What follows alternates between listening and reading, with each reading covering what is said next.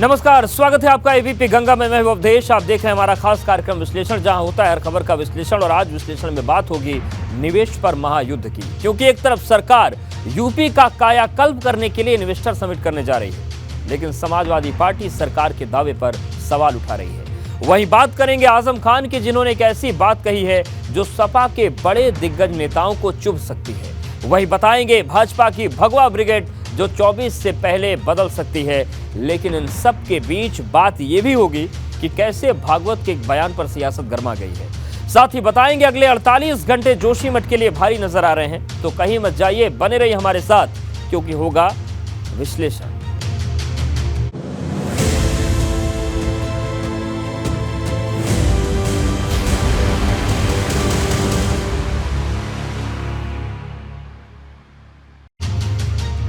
आज विश्लेषण में सबसे पहले बात निवेश पर महायुद्ध, अखिलेश को केशव का चश्मा चैलेंज, क्योंकि सरकार यूपी को 1 ट्रिलियन की अर्थव्यवस्था बनाने की बात कह रही है। अब सरकार की इसी निवेश क्रांति पर सियासी जंग छिड़ गई है, क्योंकि अखिलेश यादव ने सरकार के निवेश प्लान पर सवाल उठाए थे। उस पर अब पलटवार करते हुए डिप्टी सीएम केशव प्रसाद मौर्य ने ऐसा जवाब दिया है कि सूबे का सियासी पारा चढ़ गया है। उत्तर प्रदेश एक प्रगतिशील और परिवर्तनकारी यात्रा के शिखर पर है।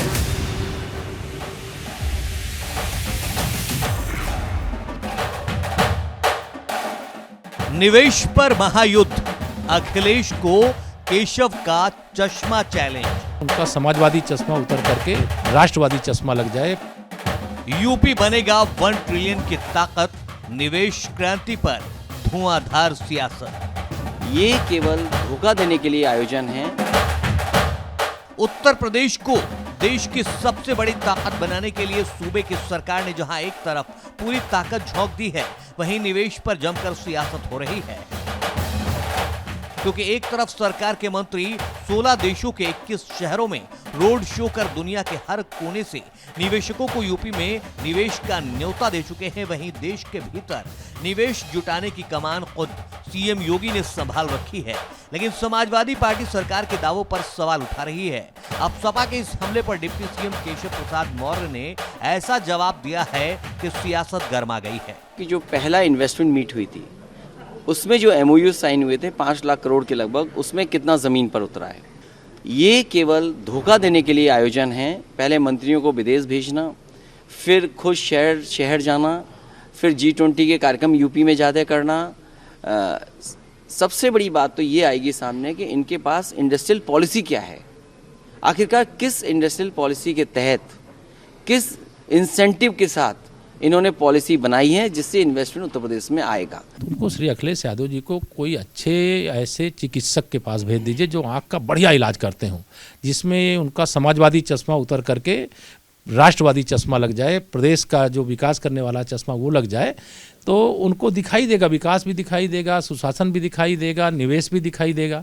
लेकिन जब तक वो समाजवादी पार्टी का चश्मा लगाए रखेंगे, जिसमें से होता कुछ और है, उनको दिखता कुछ और है। लेकिन बड़ा सवाल यह है कि क्या यूपी को नंबर 1 की अर्थव्यवस्था बनाना इतना आसान है?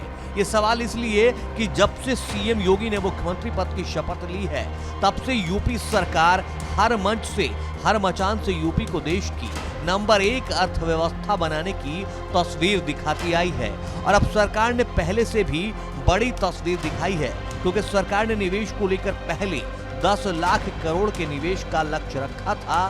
लेकिन अब सरकार का दावा है कि वो लक्ष्य पीछे छूट गया है और अब सरकार 17 लाख करोड़ के निवेश को छूने वाली है।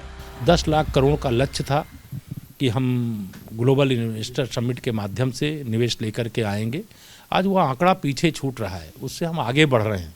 तो ये उत्साह के अतिरिक्त इसको और कुछ नहीं कह सकते हैं। हो सकता है कि आंकड़े बहुत आगे बढ़ जाएं। दुनिया में जहां भी गए, जिस सिटी में भी गए, मोदी जी, योगी जी की चर्चा रही और तमाम इन्वेस्टर उत्सुक रहे और 7 लाख करोड़ से ज्यादा का निवेश हमें ग्लोबल मार्केट से ग्लोबली प्राप्त हुए।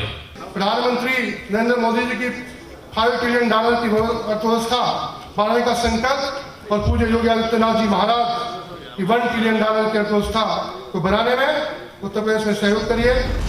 गौरतलब है कि सरकार का दावा है कि अब यूपी सिर्फ महाराष्ट्र से पीछे है और यूपी को ये रफ्तार पिछले 6 साल में मिली है और अब उत्तर प्रदेश को फरवरी में 2 बड़े अंतर्राष्ट्रीय आयोजनों की मेजबानी का अवसर मिला है, जिसमें पहला ग्लोबल इन्वेस्टर समिट है तो दूसरा G20 सम्मेलन। इन दोनों ही कार्यक्रमों में देश विदेश से अतिथि आएंगे तो अपने साथ बड़ा निवेश लाएंगे। Bureau report, ABP Ganga.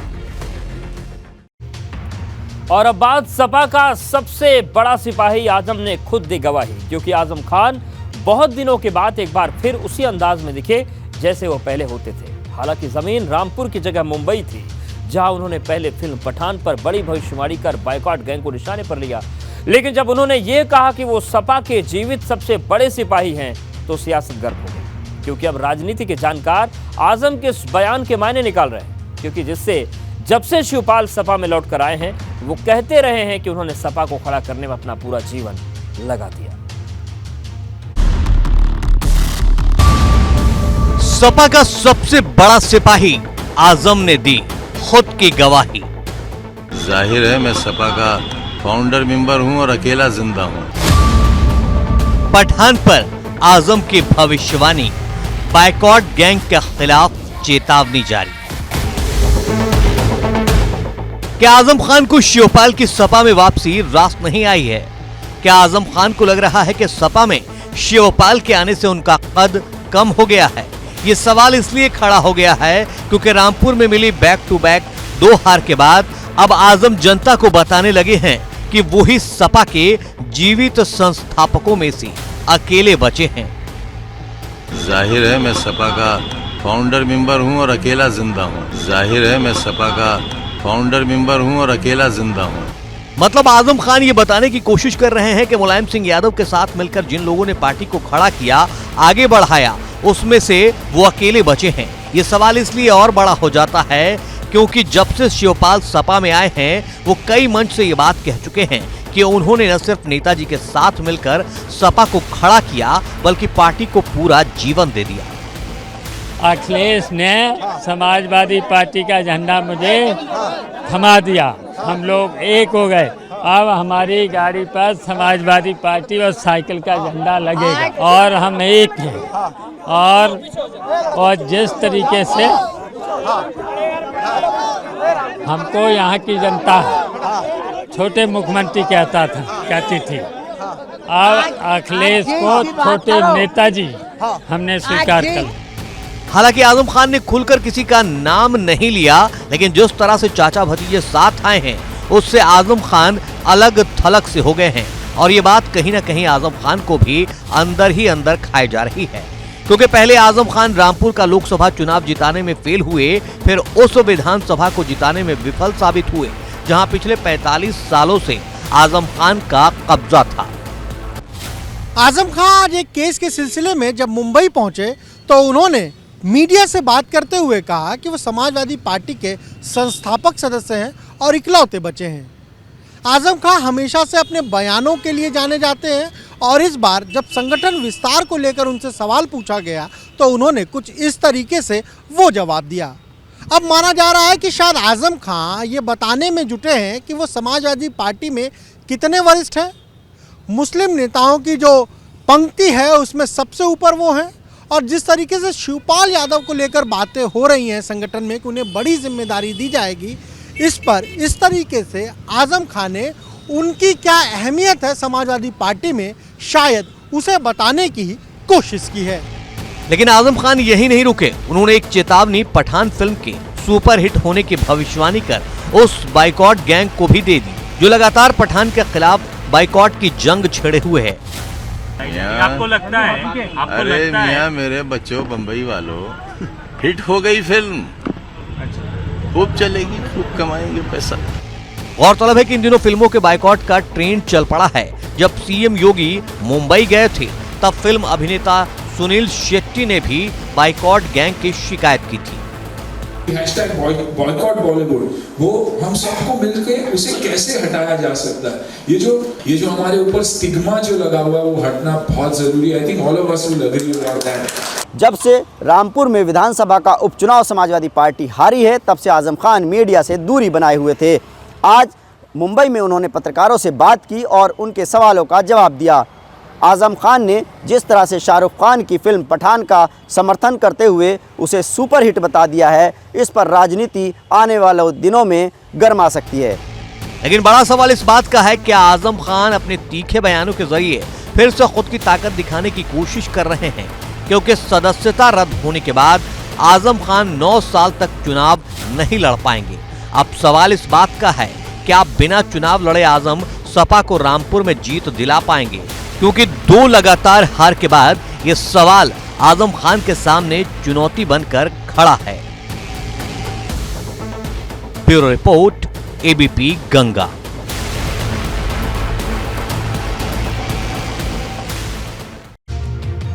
तो आजम खान ने बयान दे दिया और आजम की दलील में कितना दम है वो आपको हम दिखाते हैं। देखिए, 4 अक्टूबर 1992 को समाजवादी पार्टी की स्थापना हुई और संस्थापक कौन थे वो भी तस्वीर आप देखिए।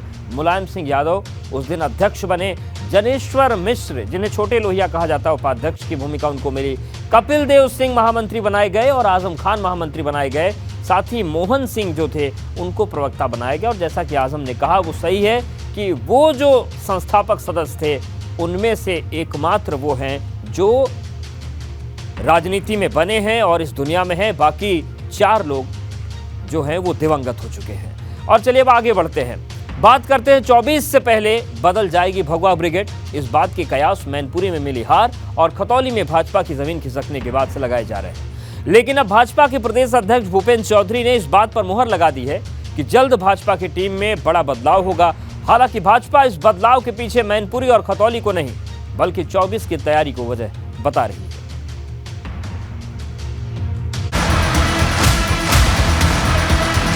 24 से पहले बदलेगी भगवा ब्रिगेड, काम नहीं करने वालों पर होगा एक्शन। दिल्ली में हैट्रिक की तैयारी, नए खिलाड़ियों को मिलेगी जिम्मेदारी।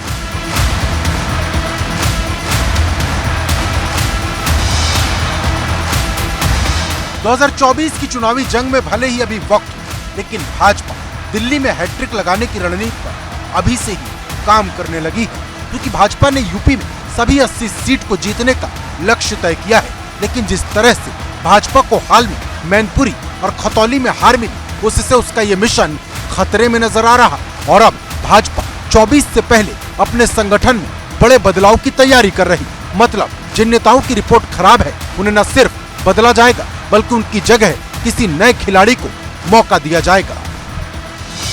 आंशिक मैंने सब पूरा चेंज नहीं होगा, आंशिक परिवर्तन होगा। हम जिले भी आंशिक करेंगे, मंडल में भी परिवर्तन करेंगे, क्षेत्रों में भी करेंगे और आपके प्रदेश की जो हमारी टीम है उसमें भी करेंगे। जो मंत्री हैं सरकार में हैं वो प्रदेश में भी हैं, उनको भी अब एक व्यक्ति एक पद, वो फार्मूला पार्टी का सिद्धांत है हमारा। और जहाँ तक उनके दायित्व वाला विषय है, वो पार्टी की गतिविधियों में सक्रिय नहीं है सर, लेकिन उनके स्थान अभी खाली है, उन स्थानों को भरना भी है। जानकारी के मुताबिक प्रदेश पदाधिकारी, क्षेत्रीय अध्यक्ष, जिला अध्यक्ष, मंडल अध्यक्ष से लेकर बूथ अध्यक्ष तक को बदला जाएगा। भाजपा की कोशिश इस नई टीम के जरिए जातीय समीकरण को बिठाने की भी होगी, क्योंकि जिस तरह से निकाय चुनाव में ओबीसी आरक्षण को लेकर भाजपा फंसी, उससे देख हो सकता है कि भाजपा बड़े स्तर पर ओबीसी बिरादरी से आने वाले नेताओं को मौका दे। बीजेपी अब 2024 के लोकसभा चुनाव की तैयारियों में जोर शोर से जुटी है और कोशिश ये है कि 2024 के लोकसभा चुनाव से पहले पार्टी का जो संगठन है उसे नए सिरे से तैयार किया जाए। खासतौर से लंबे समय से जो लोग प्रदेश संगठन में मौजूद हैं उनमें से कुछ लोग सरकार में भी मंत्री हैं, यानी जो दोहरी जिम्मेदारी निभा रहे हैं उन्हें एक जगह से ही केवल रखा जाए और प्रदेश संगठन में नए लोगों को जगह दी जाए। बीजेपी की अगर बात करें तो बीजेपी का जो संगठन है, प्रदेश की जो टीम है उसमें प्रदेश महामंत्री हैं, प्रदेश उपाध्यक्ष हैं, प्रदेश मंत्री हैं, तो वहाँ पर भी बदलाव होगा। यानी कई चेहरे जो बहुत लंबे समय से संगठन में हैं उनकी जगह नए लोगों को मौका दिया जाएगा। लेकिन बड़ा सवाल यह है कि क्या भाजपा 2024 की पिच पर सभी 80 सीट पर जीत का कमल खिला पाएगी, क्योंकि दूसरी तरफ समाजवादी पार्टी मैनपुरी की जीत के बाद अपने पुराने किलों को मजबूत करने में जुट गई है। सपा की कोशिश अपने स्ट्रॉन्ग जोन में भाजपा को चुनौती देने की है, क्योंकि जिस तरह से सपा मैनपुरी में लड़ी उसने सपा को संजीवनी दे दी। मतलब एकदम साफ है, भाजपा अपने संगठन में बदलाव कर न सिर्फ अपनी पुरानी गलतियों को ठीक कर लेना चाहती है, बल्कि 24 की जंग से पहले अपनी हर गोटी सेट कर देना चाहती है। Bureau report, ABP Ganga. तो 2023 में क्या भगवा ब्रिगेड बदल जाएगी? क्योंकि मिशन 80 का प्लान है, तो क्या क्या बदलाव हो सकते हैं हम आपको बताते हैं। प्रदेश पदाधिकारियों में परिवर्तन हो सकता है, क्षेत्रीय अध्यक्ष बदले जाएंगे, जिला अध्यक्ष भी बदल सकते हैं, मंडल अध्यक्ष, और ये बदलाव बूथ अध्यक्षों तक देखने को मिल सकता है। हालांकि भूपेंद्र चौधरी का कहना है कि बदलाव आंशिक होगा। इन सब के पीछे मिशन 80 यानी कि पूरी 80 सीटें जीतने का प्लान है। और बात मुसलमानों को भागवत संदेश, क्या करेंगे ओवैसी अखिलेश? क्योंकि संघ प्रमुख मोहन भागवत ने मुसलमानों को लेकर जो बात कही, उस पर यूपी ही नहीं देश की राजनीति गर्मा गई, क्योंकि भागवत ने देश के मुसलमानों को देश में न डरने की बात कही है। इस पर अब समाजवादी पार्टी और ओवैसी ने मोर्चा खोल दिया है, क्योंकि सवाल सुरक्षा की गारंटी से ज्यादा इस देश पर हक का है।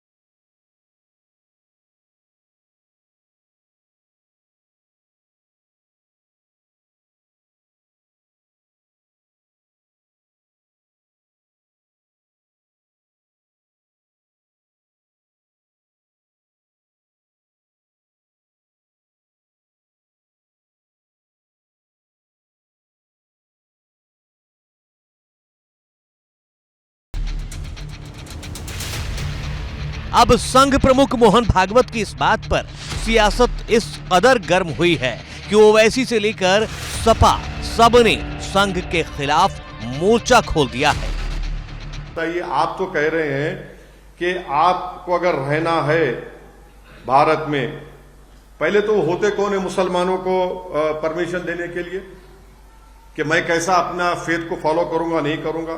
कैसे आप कंडीशन लगाते मेरे सिटीजनशिप के ऊपर मोहन भागवत?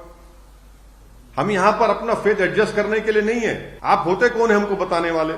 आप आखिर इतना डरते क्यों हैं मुसलमानों से? आप आखिर इस भारत की डाइवर्सिटी से क्यों डरते हैं? मुसलमान अल्लाह का शुक्र है, अल्लाह से डरता है और किसी से नहीं डरता मुसलमान, और बेखौफ।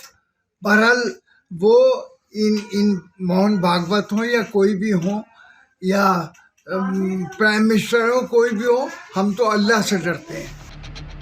वहीं चौतरफा हमलों के बाद भाजपा भागवत के बचाव में उतर आई है। अधिकांश मुस्लिम समाज भी और हिंदू समाज भी वह विचार करता है, वो मानता है, समझता है कि कैसे मतलब दूध और चीनी एक साथ मिल करके उसका टेस्ट बढ़े, और दूध और नींबू बनाने का जो काम करते हैं वह ओवैसी जैसे लोग हैं या तो मुस्लिम तुष्टीकरण की राजनीति करने वाले लोग। इस देश में दुनिया में रहने वाले हर 10 मुसलमान में एक मुसलमान भारत में रहता है। उसके सामाजिक, आर्थिक, शैक्षणिक, धार्मिक सारे अधिकार सुरक्षित भी हैं, मजबूत भी हैं, महफूज भी हैं। मेरा ही धर्म सबसे बड़ा है, बाकी धर्म सारे छोटे हैं। मेरे धर्म से ही मुक्ति का रास्ता निकलेगा, बाकी धर्मों से नहीं निकलेगा। जब आप अपने आप को बड़ा बताते हैं, ये कहीं ना कहीं अहंकार होता है, और अहंकार जो होता है वो कहीं ना कहीं देश को, समाज को खंडित करने वाला। दरअसल आरएसएस के मुखपत्र 5 जन को दिए एक इंटरव्यू में मोहन भागवत ने साफ तौर पर कहा कि हिंदुस्तान में जो मुसलमान रह रहे हैं उन्हें डरने की जरूरत नहीं है, लेकिन उन्हें श्रेष्ठता का जो बोध है, वो जो नैरेटिव है, उसे छोड़ना होगा। उनके इस बयान के सामने आने के बाद तमाम जो सियासी दल हैं वो कहीं ना कहीं इस बयान को लेकर संघ पर निशाना साध रही हैं। बात सिर्फ सियासत तक सीमित नहीं है, ये लड़ाई साधु संत और मौलाना तक पहुंच गई है, जो अपने अपने तर्क से इसे सही और गलत साबित करने में लगे हैं। समस्याएं पैदा होती हैं, जिसके कारण देश में बिखराव होता है, हिंदू मुसलमान के विवाद होता है, उसके लिए कहा कि आप डर करके न रहें, बल्कि आप अपनी श्रेष्ठता को संयमी रखें। संघ प्रमुख मोहन भागवत जी ने सही कहा है कि मुसलमानों को डरने की जरूरत नहीं है। यह देश संविधान से चलता है और सनातन संस्कृति के मानने वाले सदैव वसुदेव कुटुंबकम सर्वे भवन्तु सुखिनः, और हम तो सनातन वाले हैं, सबको गले लगा के चलते हैं। आरएसएस प्रमुख मोहन भागवत जी का बयान स्वागत योग्य है और उन्होंने बहुत अच्छी बात कही है कि भारत में मुसलमानों को डरने की जरूरत नहीं है और भारत में वो हिस्सेदारी के पात्र हैं। मतलब एकदम साफ है, भागवत के बयान पर कभी ना खत्म होने वाली सियासत शुरू हो गई है, क्योंकि भाजपा पिछले कुछ वक्त से मुस्लिमों को साधने में जुटी हुई है। लेकिन बड़ा सवाल यह है, क्या मुसलमान भाजपा के साथ आएगा? Bureau report, ABP Ganga.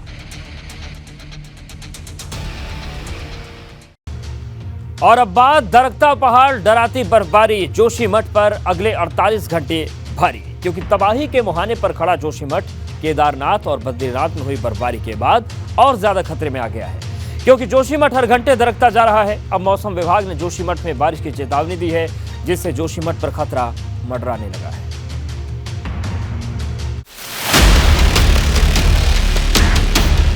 Kedarnath में बर्फबारी, जोशीमठ के लिए अगले 48 घंटे भारी। धंस रहा है शहर, किसने फैलाया विनाश का जहर।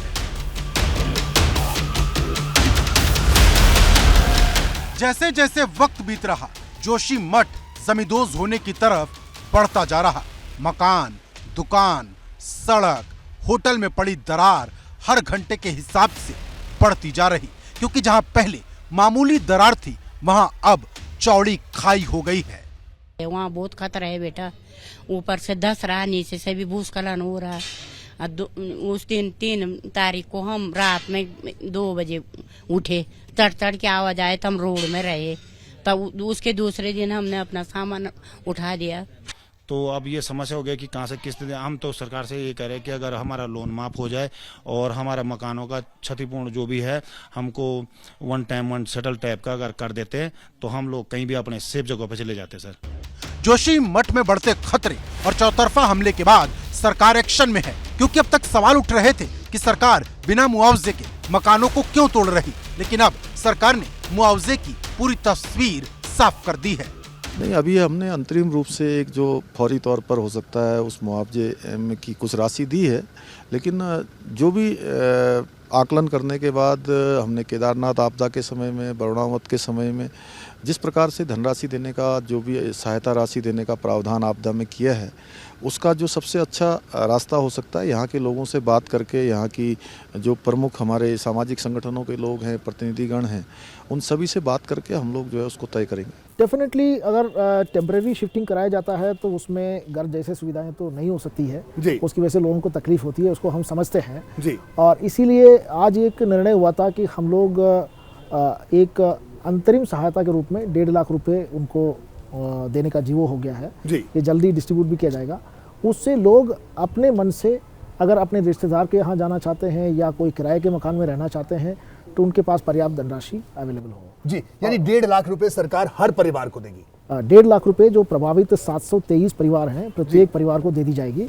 आपको बता दें कि मुआवजे के नाम पर सरकार फौरी तौर पर पहले 1.5 लाख रुपए देगी, फिर बाद में बाजार दर के हिसाब से मुआवजा दिया जाएगा। लेकिन बड़ा सवाल ये कि क्या ये मुआवजा लोगों का दर्द कम कर पाएगा, क्योंकि सिर्फ लोगों का घर ही नहीं, उनकी पूरी दुनिया पीछे छूटने वाली।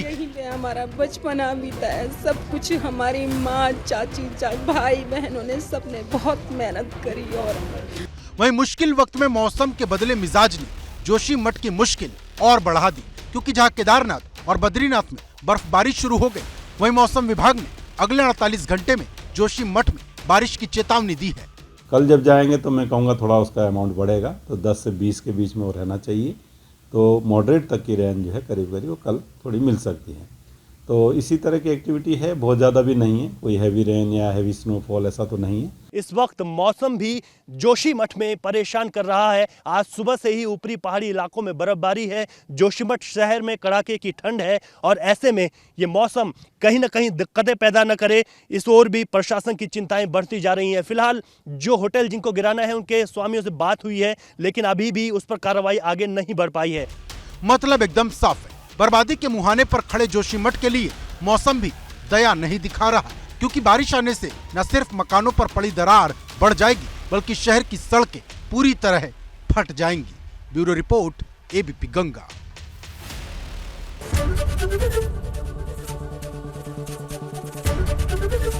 एबीपी गंगा, खबर आपकी, जुबान आपकी।